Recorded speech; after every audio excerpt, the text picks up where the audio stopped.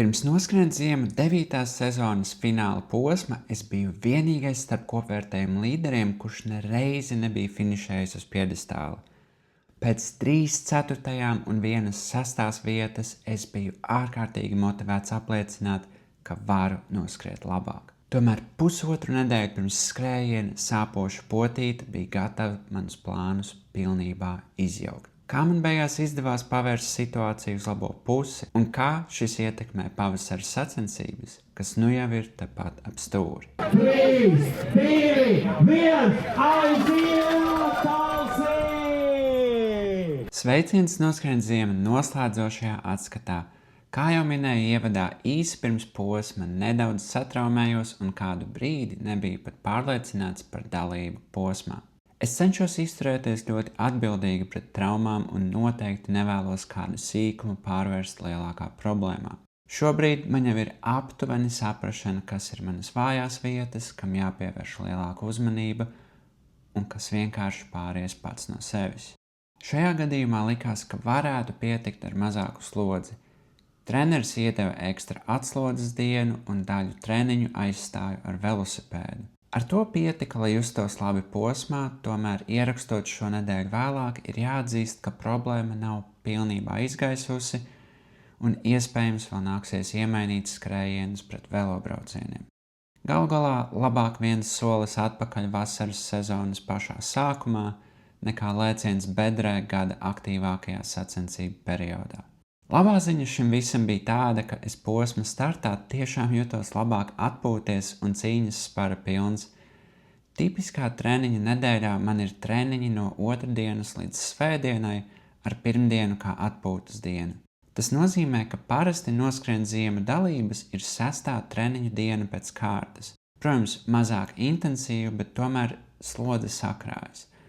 Kopumā tas ir ok, jo noskrien ziema loma manā programmā ir kā treniņu sacensības, bet absolūto sniegumu tas, protams, ietekmē negatīvi.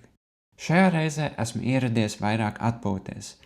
Mans pulss ir pa kādiem 7 sitieniem augstāks kā parasti, bet sajūta, ka augstu intensitāti tolerēju vieglāk.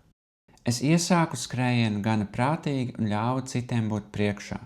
Pēc iesildošiem kilometriem sāku pamazām pievilkt klāt un izvērtēt situāciju. Šajā mirklī es pašā priekšā redzu Andri un varu izmantot viņu kā mērauklu. Tas ir, man pilnīgi noteikti nevajag mēģināt tikt līdz viņam, jo tad spēka līdz galam nepietiks. Zinu, ka Andrim priekšā vēl ir Kristaps, bet tālāk šie 3 cilvēki man priekšā un es cīnamies par 3. vietu. Tas, ko es nezināju, ka viens no viņiem ir Gvido Kalniņš, kurš pēc būtiskas traumas atgriezies sacensībās un patiesībā šajā dienā skrēja 2 apļus. Pēc tam, kad ir pagājušas vien 12 minūtes, es pamanu, ka viens no čaļiem sniedzas pēc želejas, tāpēc izmantoju to kā iespēju pātrināt tempu un paskatīties, vai kāds no viņiem jau atkritīs. Riteņbraukšanas sacensībās ļoti bieži cilvēki mēdz uzvarēt, tāpēc, ka viņiem izdevās pareizi nolasīt situāciju un doties atrāvienā no grupas, kad citi nepievērš uzmanību. Lai gan grupā vienmēr ir vieglāk panākt vienu cilvēku, dzīšanās pakaļ mēdz nojukt iekšējās politikas dēļ. Kurš būs tas, kurš dzīsies pakaļ? Jo priekšā vējā daudz vairāk tērē spēkus. Ja cilvēki sadarbojas un brauc pa priekšu uz maiņām, vai tiešām visi iegulda vienlīdz lielu darbu? Protams, riteņbraukšanā aerodinamika spēlē daudz lielāku lomu, bet, manuprāt, mēs šeit skrienam jau gana ātri, lai skriet aiz kāda būtu vieglāk nekā skriet priekšā. Es arī nezinu, kāds realitātē ir efekts šādiem gājieniem. Varbūt amatieru sacensībās visi tik skrien, cik ātri vien var, līdz nevar, un manas taktikas spēlē lomu tikai manā galvā. Varbūt tam ir kaut kāds reāls efekts. Lai vai kā, arī ja nav, es labāk skrienu tā, it kā būtu, jo tas man pašam palīdz trenēt fokusu augstā intensitātē. Skatīties apkārt, kas notiek, sekot līdzi konkurentu elpošanai un ķermeņa valodai. Man šķiet, ka izšķirošās situācijās tas mani padarīs par labāku skrējēju. Tālāk satieku draugus un sasniedzu maršruta, manuprāt, čakarīgāko posmu. Es priekšā vēl redzu Andri, bet viņš lēnām attālinās.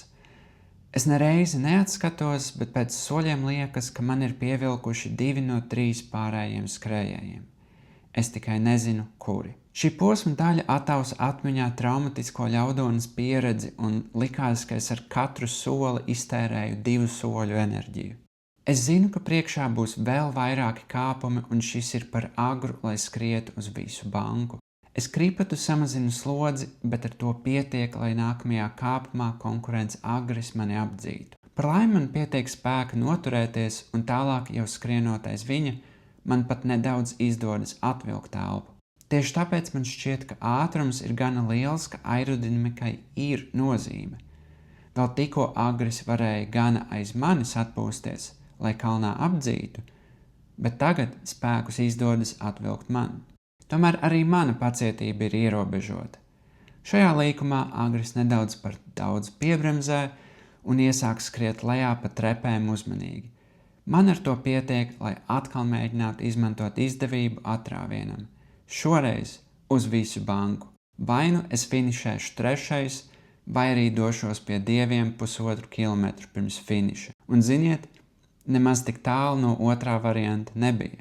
Pirms garajām trepēm es no visas sirds cerēju, ka tās būs kāpjamas, nevis skrienamas, lai varu turpināt darbināt kājas, bet vismaz nedaudz atvilkt elpu. Diemžēl tās bija skrienamas un burtiski pēc kādām 50 nanosekundēm, kad pārgāju solī, no muguras Gvido sauca: Bāc, nu labi, mēģinu skriet.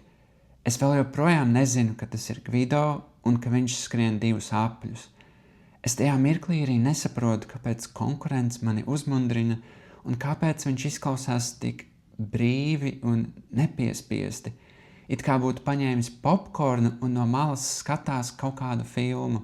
Pēc kāpnēm jūs varat redzēt, ka mans pulss ir virs 180, kas priekš manis ir teju koma. Savā galvā es esmu tik tuvu, lai atmestos atpakaļ pie Gvido un Agra un mēģinātu noskriet viņus finiša taisnē. Bet tad es atceros jaunpiebalgas finišu, kur Roberts Slotiņš bija tieši tādus pašus dažus metrus priekšā, kā es tagad Agrim, un cik bezgalīgi tālu man tas likās no muguras. Šajā mirklī viņam mani panākt būtu iedrošinājums, savukārt man noturēt kaut dažu metru atstarpi psiholoģisks lauciens. Es mobilizēju savu prāta un muskuļa pēdējās atliekas un izturu. Tas gan nepadara pārējo skriešanu vieglāku, bet 2 kilometru atzīme piešķir šīm ciešanām sagramojama derīguma termiņu.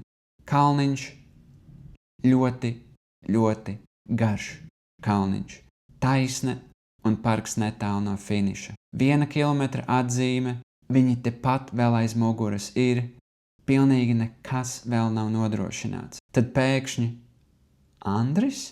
Vai pēkšņi cīņa pārvēršas par 2. vietu? Lol, netak. Viņš vienkārši tik ļoti neiespringa, ka apmaltījās. Nedaudz atkal ieskrienas un mierīgi pamet mani manās ciešanās. Tomēr es izturu līdz galam un beidzot finišēju top 3. Nieka 11 sekundes pirms Agra. Vēl dažas nedēļas paliek sakārtot potīti un tad jau tiekās Stirnabukos. Paldies jums un atā!